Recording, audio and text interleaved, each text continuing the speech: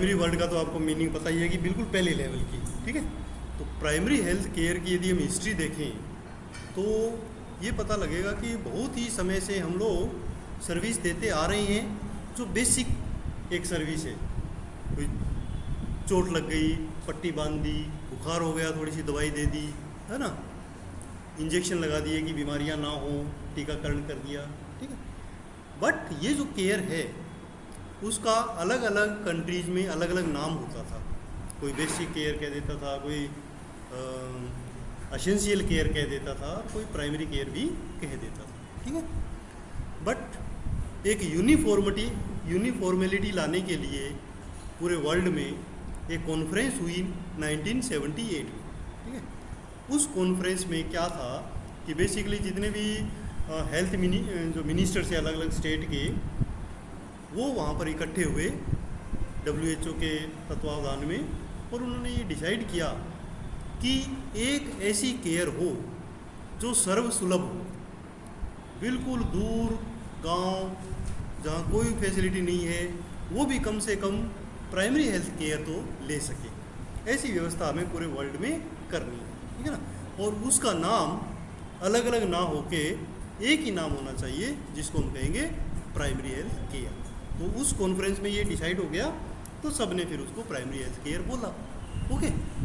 और उसी कॉन्फ्रेंस में इस केयर को डिफाइन भी किया गया, और वही डेफिनेशन आज हमें याद करनी है, लर्न करनी है, ठीक है ना, एग्जाम में वो आती है, ठीक है। तो primary health care easily accessible care भी हम उसको पहले कभी कहते थे, कुछ एरियाज़ में फर्स्ट कॉन्टैक्ट केयर भी कहते थे कि कोई भी प्रॉब्लम हुई गए, सबसे पहले जो केयर मिली वो फर्स्ट कॉन्टैक्ट केयर हो गई, ठीक है ना। बट इस कॉन्फ्रेंस के बाद पूरे वर्ल्ड में नाम चेंज होके क्या हो गया, प्राइमरी हेल्थ केयर, ओके। और उसकी जो डेफिनेशन है उसमें पूरी उसकी डिटेल आ जाती है कि क्या है, क्या करना है, क्या नहीं करना, ठीक है, कौन करेगा, वो सारा। ये डेफिनेशन क्या है कि primary health care is defined as essential health care, मतलब वो बहुत ही ज़रूरी है, सब लोगों को मिलनी चाहिए, कोई भी उससे वंचित ना हो पाए। ज़रूरी केयर है based on practical, scientifically sound and socially acceptable methods and technology. जो किस पे बेस होनी चाहिए, साइंटिफिक होना चाहिए, नॉलेज पे आधारित होनी चाहिए। ऐसे नहीं कि कोई भी आ रहा है, कोई भी बिना ट्रेनिंग किए पट्टी बांध रहा है, ऐसा नहीं होना चाहिए, है ना।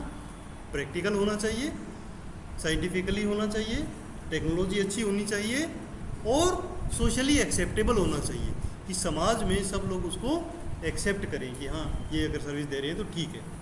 इस प्रकार की अगर केयर होगी तो वो कौन सी होगी, प्राइमरी हेल्थ केयर होगी। तो एक सेंटेंस में इसने ये बता दिया कि किस टाइप की है।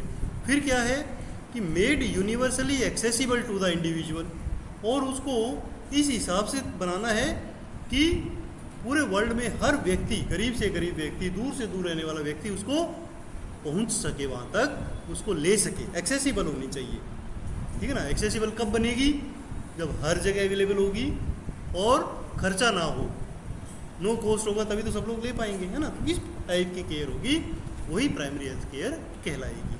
तो सब देशों को ये मानना पड़ा कि हम ऐसी बनाएं जिस पे ज़्यादा खर्चा ना हो, और या अगर खर्चा हो तो सरकार दे, गवर्नमेंट उसको लागू करे, ठीक है ना। तो वो हो जाएगी। किसको एक्सेसिबल होनी चाहिए, इंडिविजुअल, एक हर व्यक्ति, एंड फैमिलीज, परिवार, इन द कम्युनिटी, जो हमारे समाज में रह रही है, ठीक है ना, वहाँ तक एक्सेसिबल होनी चाहिए थ्रू देयर फुल पार्टिसिपेशन। एक शर्त और जोड़ दी कि उनका पार्टिसिपेशन भी होना चाहिए कम्युनिटी के लोगों का, ठीक है। कैसे होगा कि जो वो प्राइमरी हेल्थ केयर है उसको डिस्ट्रीब्यूट करने में हम कम्युनिटी के कुछ चुने हुए लोगों की हेल्प ले लें, ठीक है ना। जैसे इंडिया में क्या किया गया है, आशा का सिलेक्शन हुआ है ना। आशा उसी गांव से सेलेक्ट होती है जिस गांव में वो रह रही होती है, तो हम जो सर्विस सरकार पहुंचाना चाहती है वो आशा उसमें हेल्प करती है। फोन आया, तबीयत खराब, किसकी?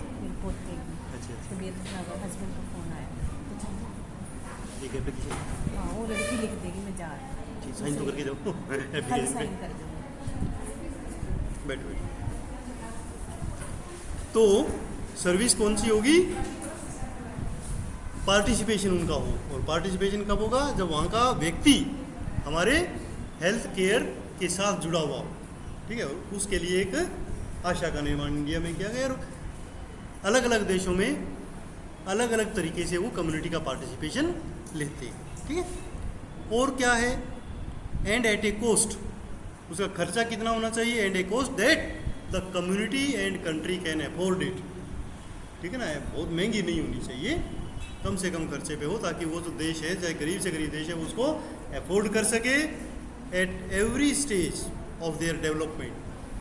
हर स्टेज, चाहे वो डेवलप हो रहा है, नहीं हो रहा है, अंडर डेवलप्ड है, फुल्ली डेवलप्ड है, हर स्टेज पे उसको मेंटेन कर सके, ठीक है। And in the spirit of self reliance and self determination, ठीक है ना।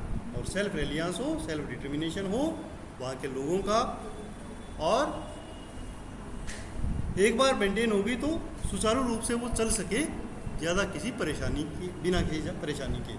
उस टाइप की जो केयर होगी वो क्या होगी? प्राइमरी हेल्थ केयर होगी। इसी डेफिनेशन के बेस पर सभी लोगों ने अपने अपने कंट्रीज में ये लागू की। तो अपने इंडिया में भी ये लागू है, और इसको प्राइमरी हेल्थ केयर कहती है, ठीक है। अब इस डेफिनेशन के बाद दूसरा पॉइंट आता है। फर्स्ट तो ये आएगा, अब बड़ी डेफिनेशन है तो ये 3 नंबर की भी आ सकती है और 2 की भी आ सकती है, तो इसको एज इट इज याद करना है। बट नेक्स्ट जो क्वेश्चन बन रहा है कि what are the components of primary health care, या what are the elements of primary health care, ठीक है। ये 2 नाम से आ सकता है, तो आंसर एक ही होगा, कंपोनेंट क्या है या एलिमेंट क्या है। हिंदी में आता है तो उसके तत्व क्या हैं, या घुमा के दे दें तो उसमें ये पूछ सकते हैं कि कम्युनिटी प्राइमरी हेल्थ केयर में करना क्या है, what are the activities to be done in the primary health care, ठीक है। तो इसका आंसर एक ही बनेगा। और जब प्राइमरी हेल्थ केयर के एलिमेंट्स की बात आती है, जब आप लिखने लगेंगे एग्जाम में, तो सबसे पहले आपको ये ध्यान आना चाहिए कि 8 पॉइंट हमें लिखने हैं, फिक्स है ये, है ना। तो कम से कम वो 8 एक्टिविटीज़ प्राइमरी हेल्थ केयर में होनी चाहिए, और उनको पॉइंट वाइज लिखना है, कोई हेडिंग नहीं, कोई डिस्क्रिप्शन नहीं, सिंपल पॉइंट वाइज। अच्छा, आगे पीछे लिख सकते हैं, ये एक सहूलियत रहेगी, ठीक है ना। तीसरे को चौथा कर दो, चौथे को दूसरा कर दो, वो कर सकते हैं। बाकी वो 8 पॉइंट आपको याद रखने। कौन कौन से? सबसे पहले आता है health education concerning prevailing health problems and methods of preventing and controlling them. सबसे पहला इंपॉर्टेंट काम प्राइमरी हेल्थ केयर में क्या है? सिंपल, बिना खर्चे के सबको दे सकते हैं, क्या? Health education. बताना ही तो है, कुछ खर्चा थोड़ी लग रहा है, जीव चलानी है। वैसे ही सारा दिन हम बात करते हैं, तो थोड़ी हेल्थ की बात हो जाए तो more than 50% primary health care का हमारा काम हो जाता है, ठीक है ना। क्यों? क्योंकि जो व्यक्ति जिसको हेल्थ के बारे में कुछ नहीं पता, उसको यदि हम थोड़ा सा बता दें कि कौन सी बीमारी हो सकती है इस मौसम में, क्या क्या उसके लक्षण होंगे, कैसे पहचानोगे और कैसे उससे बच सकते हैं, तो ये वर्बली बताना है, आपका आधा काम हो गया, ठीक है ना। जब उनको पता होगा तो बच पाएंगे। तो पहला इंपॉर्टेंट काम हो गया हेल्थ एजुकेशन, ठीक है ना। किसके बारे में हेल्थ एजुकेशन? स्वास्थ्य शिक्षा या हेल्थ तो किसके बारे में देनी है? प्रिवेलिंग हेल्थ प्रॉब्लम, जो नॉर्मली उस कम्युनिटी में होती रहती हैं, उनके बारे में बताना है। एंड बताने के साथ साथ वो भी चीज़ें बतानी है जिससे आप उसको प्रिवेंट कर सकते हो या रोक सकते हो। तो पूरा एक पैकेज देना है, बीमारी का नाम, बीमारी के लक्षण, क्यों होती है और कैसे बच सकती है, ठीक है ना। तो ये काम कर दिया तो प्राइमरी हेल्थ केयर का एक कंपोनेंट आपका पूरा हो गया बिना खर्चे के, ठीक है। सेकंड आएगा promotion of food supply and proper nutrition, ठीक है। तो एक आपने डिटर्मिनेंट्स पढ़े थे ना कि हमें हेल्दी रहने के लिए न्यूट्रिशन बहुत इंपॉर्टेंट है, तो न्यूट्रिशन के बारे में भी बताना है, ठीक है ना। हमें लेके नहीं आना, उनको देना नहीं है, ठीक है ना। खर्चा इसमें भी नहीं है, सिर्फ गाइड करना है कि जो आपके घर पर खाना है या आसपास जो मिल रहा है कम खर्चे में, उसको आप कैसे हेल्दी बनाएं, कैसे बैलेंस बनाएं। कार्बोहाइड्रेट, प्रोटीन, फैट, उनका एक बैलेंस बना के चलना है, ठीक है ना, जिसको हम बैलेंस डाइट बोलते हैं। तो वो खाना किस प्रकार आप हेल्दी बना सकते हैं, जिसमें प्रोटीन थोड़ा ज़्यादा हो, कार्बोहाइड्रेट थोड़ी कम हो, नॉर्मली खाने में कार्बोहाइड्रेट ज़्यादा आ जाती है ना, तो वो बता देंगे। तो कम से कम खर्चे में हेल्दी डाइट वो व्यक्ति ले पाएगा और हेल्दी रह पाएगा। ठीक है, ये हो गया सेकंड कंपोनेंट कि हमें ये इंश्योर करना है कि हर व्यक्ति प्रॉपर डाइट ले, कम खर्चे वाली। ठीक है ना, ज़्यादा काजू बादाम खिलाने की ज़रूरत नहीं है, भिगोगे चने खा लिए तो भी प्रोटीन मिल रहा है ना, तो वो बताना है जस्ट। नेक्स्ट आएगा adequate supply of safe water and basic sanitation. अब आप लोग कहोगे कि पानी हम कैसे पहुंचाएं, है ना, इसमें भी सेम वही बात आ जाती है कि आपका काम है कि इंश्योर करना कि जो व्यक्ति इंडिविजुअल परिवार पानी पी रहा है वो हेल्दी हो, मतलब कंटामिनेटेड ना हो, पोल्यूटेड ना हो। ठीक है ना, तो इसके लिए उनको बता सकते हैं कि आपका पानी का सोर्स है वो कैसा है, उस सोर्स में अगर इन्फेक्शन होने के चांस हैं तो पंचायत के साथ मिलके उसको कीटाणु रहित किया जा सकता है, उसमें पानी में दवाई डाली जा सकती है। अगर वाटर वर्क्स का सप्लाई आ रहा है तो वो अच्छा ही होगा, फिर भी थोड़ा सा एक्स्ट्रा ध्यान रखने के लिए उसको फिल्टर कर लो, बॉईल कर लो, ठीक है ना, ताकि बीमारी से बच सके। तो वो कैसे होगा बताना ही तो है, कोई खर्चा इसमें लग नहीं रहा। ठीक है ना, तो वो भी हमें ध्यान रखना है। तो प्राइमरी हेल्थ केयर का मतलब ये भी है कि इसको भी आपको इंश्योर करना है। ठीक है ना, ये बता दिया। नेक्स्ट क्या है, maternal and child health care including family planning. यहाँ थोड़ा सा हमारा हेल्थ का काम आ जाता है कि हमें अगर एक प्रेग्नेंट लेडी है तो उसको पूरी केयर देनी है, antenatal care, natal care, post natal care. ठीक है ना, वो सारा आप पढ़ेंगे आगे क्या क्या ये केयर होती हैं। और बच्चा डिलीवर हो जाए, बेबी आ जाए तो उसका भी हमें केयर देनी है। तो इन दोनों की कंबाइंड केयर को हम क्या कहते हैं, MCH केयर या maternal and child health care वो देनी है। प्लस साथ साथ में उनको फैमिली प्लानिंग का बारे में भी बताना है, क्योंकि फैमिली को प्लान करेंगे तो फैमिली हेल्दी रहेगी। ठीक है ना, कम छोटा परिवार हो, बच्चों के बीच में स्पेस हो, तो उसके लिए हमें फैमिली प्लानिंग मेथड के बारे में भी बताना है। तो ये भी प्राइमरी हेल्थ केयर में ही हो जाता है, ज़्यादा इसमें स्पेशल केयर की ज़रूरत नहीं है। नेक्स्ट पॉइंट आता है हमारे पास immunisation against major infectious diseases. तो जो भी टीके लगते हैं सरकार की तरफ से आते हैं फ्री, वो टीके बच्चों को और प्रेग्नेंट लेडी को वो लगाने हैं। ये भी प्राइमरी हेल्थ केयर का ही काम है। इससे क्या होगा, ये भी ज़्यादा खर्चीला नहीं है, सिर्फ हमें वैक्सीन पे और लगाने पे खर्च करना है, बट उसका इम्पैक्ट काफ़ी बड़ा आएगा, क्योंकि बीमारी नहीं होगी तो इलाज में खर्चा नहीं होगा, है ना। तो ये भी हम प्राइमरी हेल्थ केयर में करते हैं। नेक्स्ट आता है prevention and control of local endemic diseases. अगर मान लो कोई बीमारियां फैल रही हैं तो उनका बचाव करना भी हमें प्राइमरी हेल्थ केयर में ही करना है ना, प्रिवेंशन एंड कंट्रोल। इसके अलावा प्रोविजन ऑफ एसेंशियल ड्रग्स। बैठो हो गया।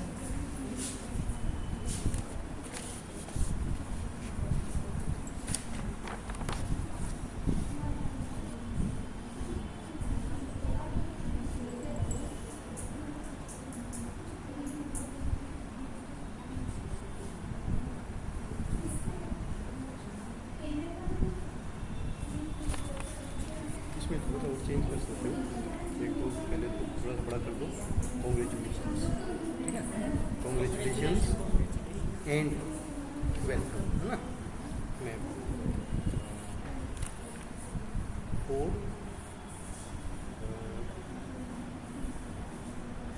Assuming the post of head of office. Okay, proper जो पोस्ट है ना उनके हेड ऑफ ऑफिस, याद रहेगा। या पेंसिल दे दो, मैं लिख देता हूँ। पेंसिल है बेटा,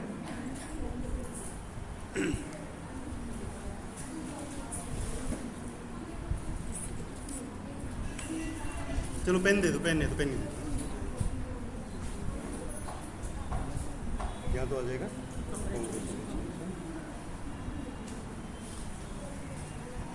एंड वेलकम आई जाएगा, है ना, आ गया।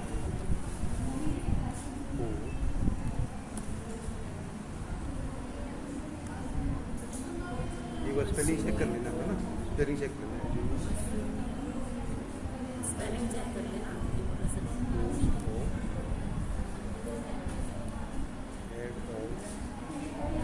ऑफिस LRHS, ठीक है, ये होगा ना। फिर अंदर ये उसी इस क्लास के बाद फिर मैं आप सबको लेके चलूँगा ना। ये ओके, और लास्ट काम क्या हो गया? प्रोविजन ऑफ एसेंशियल ड्रग्स, कि जो आपका सेंटर प्राइमरी हेल्थ केयर दे रहा होगा उसमें कुछ दवाइयाँ भी हो, मिनिमम दवाइयों की अरेंजमेंट भी होनी चाहिए, प्रोविज़न होना चाहिए, और वो सब सेंटर पे होता है, उसमें ज़्यादा खर्चा नहीं लगता है। तो इतना काम अगर आपने कर दिया तो इसका मतलब आप प्रॉपर प्राइमरी हेल्थ केयर दे रहे हैं, ठीक है ना। तो इतने से काम है, याद रह जाएंगे, ज़्यादा नहीं है, 8 चीज़ें हैं ना। तो एक एक चीज़ याद रख लो, पानी, खाना, हेल्थ, स्वास्थ्य, शिक्षा, तो ये याद हो जाएगी, दवाइयाँ, है ना। ये चीज़ें याद रखोगे, 8 पॉइंट आपके काम के। और ये अगर आपने 8 पॉइंट रख लिए तो आगे के कई आंसर आपके क्लियर हो जाएंगे, वो मैं आगे बताऊंगा क्या क्या फ़ायदा है इससे, है ना। ओके, अब तीसरा क्वेश्चन इसमें एक छोटा सा और बनेगा, वो है principles of primary health care. Primary health care के क्या सिद्धांत हैं, ठीक है ना। तो ये भी बिल्कुल सिंपल एक छोटा सा आंसर बनता है, पर मार्क्स आपको 5 दिला सकता है ना। 5 मार्क्स का ये क्वेश्चन कई बार आता है कि what are the principles of primary health care, तो नाम लिख दिए, एंड एक्सप्लेन एनी वन, किसी एक को एक्सप्लेन कर दो, तो आपके 5 नंबर पक्के। 4 याद रखने कोई मुश्किल नहीं है, कौन कौन सा? Equitable distribution, community participation, intersectoral coordination and appropriate technology. और इनको एक्सप्लेन करना भी आसान है, क्यों? ये डेफिनेशन से ही आए हुए हैं, डेफिनेशन में ऑलरेडी हम ये चीज़ें पढ़ चुके हैं, ठीक है ना। इन्हीं को थोड़ा सा एक्सप्लेन करना है। जैसे पहला पॉइंट कहता है कि इक्विटेबल डिस्ट्रीब्यूशन होना चाहिए, तो ये बताता है कि ये जो प्राइमरी हेल्थ केयर हम देंगे ये सबको बराबर समान रूप से मिले, कोई भेदभाव ना हो, चाहे कोई गरीब हो, चाहे कोई अमीर हो, किसी भी धर्म या जाति का हो, सबको इक्वल रूप से प्राइमरी हेल्थ केयर मिले, ठीक है ना। तो ये पहला प्रिंसिपल हो गया, और इसी प्रिंसिपल पे काम करते हुए जो भी हमारी प्राइमरी हेल्थ केयर है वो इसी हिसाब से दी जाती हैं कि चाहे वो गरीब हो चाहे अमीर हो, अगर टीका लगाने बहुत पैसे वाला कार से जाएगा तो भी उसको वही टीका लगेगा फ्री में, और एक गरीब आदमी पैदल चलता हुआ जा रहा है तो भी उसको वही टीका उसी क्वालिटी का फ्री में लगेगा, ठीक है ना। तो ये होता है इक्विटेबल डिस्ट्रीब्यूशन। थोड़ा सा आप अपनी लैंग्वेज में भी इसको लिख सकते हैं कि the first principle of primary health care is equity और equitable distribution of health services. जो भी सर्विसेज हो सबको समान रूप से मिले। Health services must be shared equally by all people irrespective of their ability to pay, ठीक है। अर्बन, रूरल, कोई भी क्लास हो, रिच, पुअर, सबको बराबर रूप से ये सर्विस मिलनी चाहिए। The health services mainly concern in the major towns and cities resulting in equality. अब थोड़ा सा हम देखते क्या है समाज में कि कुछ इक्वलिटी मिलती है इसमें, बट सरकार का ऐसा प्रयास है, क्योंकि जो आप लोग हॉस्पिटल देखते हैं वो शहरों में ज़्यादातर देखते हैं, है ना। डिस्पेंसरीज भी अगर प्राइमरी हेल्थ केयर वाली है तो वहाँ ज़्यादा है, रूरल एरियाज़ में कम है। फिर भी सरकार ये कोशिश करती है कि कम से कम प्राइमरी हेल्थ केयर के जो ये 8 पॉइंट हैं ये हर गांव में सुदूर तबके तक हम पहुंचा दें, और वो पहुंच भी रही है, ठीक है ना। जिसमें हम लोगों का काफ़ी योगदान है, ANMs का, LHVs का, है ना, और जो छोटे छोटे सेंटर्स गाँव के आसपास बने हुए हैं उनका। ओके, सेकेंड प्रिंसिपल आता है हमारे पास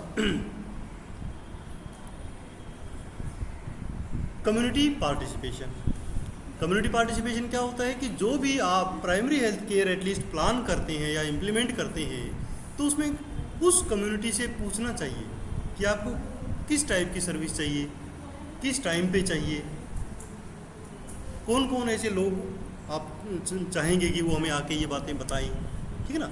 और इसके लिए जो लेटेस्ट डेवलपमेंट हुआ है उसमें आशा का सिलेक्शन जो उसी गांव से है, आंगनवाड़ी का सहयोग, वैसे आंगनवाड़ी जो है वो हेल्थ डिपार्टमेंट की नहीं है बट गवर्नमेंट से जुड़ी हुई है, तो उसका भी हम सहयोग ले सकते हैं। और उस कम्युनिटी में जो भी लोकल लीडर्स हैं, पंचायत के जो लोग हैं, वहाँ पर जो स्कूल है उनके टीचर्स हैं, उन सब से बातचीत करके और हम अपने हेल्थ प्रोग्राम को प्लान कर सकते हैं और उसको इम्प्लीमेंट कर सकते हैं। ये भी एक प्रिंसिपल है कि हमें ये सेवाएं देते हुए काम करना है, सहयोग लेकर और सहयोग देकर, ठीक है ना। ऐसा नहीं कि नहीं मैं अकेला सब कुछ कर लूँगा, ऐसा नहीं। मिलके करेंगे तो कम्युनिटी के लोग उसको एक्सेप्ट भी ईजिली करेंगे और इफ़ेक्टिवनेस भी ज़्यादा आएगी, ठीक है। तो इस प्रिंसिपल का भी हमें यूज़ करना है, ठीक है। तो इसमें कौन कौन लोग सहयोग कर सकते हैं वो इसमें लिखा हुआ है, आप लोग जब पढ़ेंगे तो आपको पता लगेगा। विलेज हेल्थ गाइड, ट्रेंड दाई, आशा, ठीक है ना। इसके अलावा वहाँ के जो लोकल लीडर्स हैं कम्युनिटी में, पंचायत वगैरह के, उनसे भी हम सहयोग ले सकते हैं, ठीक है ना। ये नोट्स मैं आपको भेज दूंगा, आप लोग नोट्स बना देंगे, है ना। वीडियो भी एक बार रिपीट कर लेंगे तो आपको अच्छी तरह याद हो जाएगा। तीसरा प्रिंसिपल है इंटरसेक्टोरल कोऑर्डिनेशन। इंटरसेक्टोरल कोऑर्डिनेशन का क्या मतलब है? अगेन वही जो हमने बात बताई कि अकेला जो हेल्थ डिपार्टमेंट का जो पर्सन है वो इसको इफ़ेक्टिवली इम्प्लीमेंट नहीं कर सकता। इफ़ेक्टिवली इम्प्लीमेंट कब होगा? जब हम इस प्रिंसिपल का यूज़ करेंगे। और ये प्रिंसिपल कहता है कि जितने भी सेक्टर्स उस कम्युनिटी में काम कर रहे हैं वो सब मिल के काम करें। इंटरसेक्टोरल कोऑर्डिनेशन, आपस में सामंजस्य होना चाहिए, ठीक है। तो primary health care can not be provided only by health sector. The other sector कौन कौन से हैं?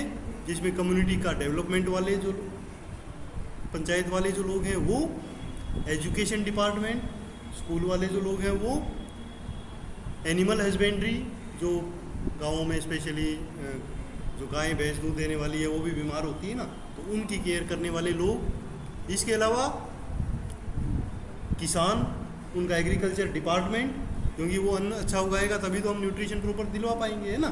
तो ये सब सेक्टर्स मिलकर आपस में सामंजस्य स्थापित करके यदि काम करें तो हमारी प्राइमरी हेल्थ केयर क्या हो जाएगी? इफ़ेक्टिव हो जाएगी, अच्छी तरह हम उसको इम्प्लीमेंट कर पाएंगे, ठीक है ना। तो ये सारे सेक्टर्स के कोऑर्डिनेशन भी इसमें ज़रूरी होती है। इनके बारे में हम लिख देंगे, अपनी लैंग्वेज में भी लिख सकते हैं। बस हमें कॉन्सेप्ट समझ आना चाहिए कि इस पॉइंट का मतलब क्या है, ठीक है ना। और लास्ट चौथा पॉइंट आता है हमारे पास, एप्रोप्रिएट टेक्नोलॉजी। अब एप्रोप्रिएट टेक्नोलॉजी डेफिनेशन में भी हमने यूज़ की थी कि वो साइंटिफिक होनी चाहिए बट ज़्यादा कॉस्टली भी नहीं होनी चाहिए, क्योंकि उसको सब जगह इम्प्लीमेंट भी तो करना है, ठीक है ना।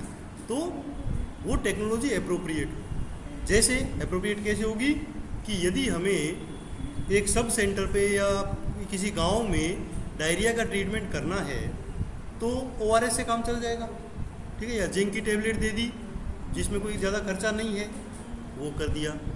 अब अगर मान लो उसका डायरिया ठीक नहीं हो रहा है और कोई जांच करवानी है तो अगर जांच की फैसिलिटी हम सब सेंटर पे लगा दें तो खर्चा बढ़ जाएगा और हम उसको मेंटेन नहीं कर पाएंगे।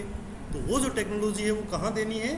उसको PHC पे या CHC पे, क्योंकि वो ज़्यादा एरिया कवर करेगा तो वहाँ पर वो दे दिया। तो ये टेक्नोलॉजी वहाँ के लिए, CHC के लिए अप्रोप्रिएट हो गई और ORS की फैसिलिटी सब सेंटर पे अप्रोप्रिएट हो गई, कम खर्चे वाली। और अगर कोई सीरियस बीमारी हो गई, अल्ट्रासाउंड करवाना है, CT स्कैन करवानी है, तो वो फिर डिस्ट्रिक्ट हॉस्पिटल भेज दो, क्योंकि वहाँ पर वो मेंटेन हो जाएगी, वहाँ पर स्टाफ भी ज़्यादा होंगे, बजट भी वहाँ ज़्यादा होगा तो वो वहाँ मेंटेन हो जाएगा। तो इसी को अप्रोप्रिएट कहते हैं कि एज पर नीड खर्चा लगाना है, ठीक है ना। तो वो हमारी टेक्नोलॉजी प्रॉपर हो जाएगी, है ना। एक सब सेंटर पे यदि ज़्यादा फैसिलिटी दे देंगे तो वो फिर अफोर्डेबल नहीं हो पाएगा, है ना।